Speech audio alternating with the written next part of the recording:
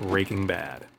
Okay, so in season 2, DP Michael Slovis took over, establishing the show's iconic visual language, using extreme wide-angle lenses and deep focus to make the unforgiving New Mexico desert feel as dangerous as the cartel.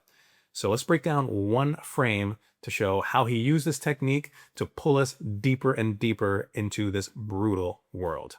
Okay, so this is obviously one of the most momentous moments in the history of the show. And we can tell that we're on a really wide angle lens here because even though we don't have a ton of field of view, we are very close up to our character in the foreground, which creates this subtle distortion in his face and body, making him feel larger than life.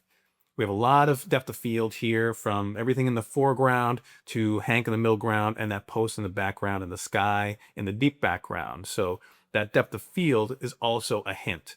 So what do we notice about the proportions here? Well, Tuco is taking up a lot of the frame in the foreground here, while Hank is smaller in the middle ground, although he's towering over Tuco. And this creates this David versus Goliath dynamic between these two characters. And obviously, David comes out on top. So it represents an enormous shift in the power dynamic moving forward in the show, where Hank now represents a character who is going to be an even bigger threat potentially than Tuco was. Even though Tuco, up to this point, has been this larger than life, monstrous character who seemed almost indestructible until Hank came along. So this is an absolute masterclass in how lens choice and framing can do a lot to tell the story of how power can shift in a show that's all about power. Breaking Bad, one of the greatest of all times.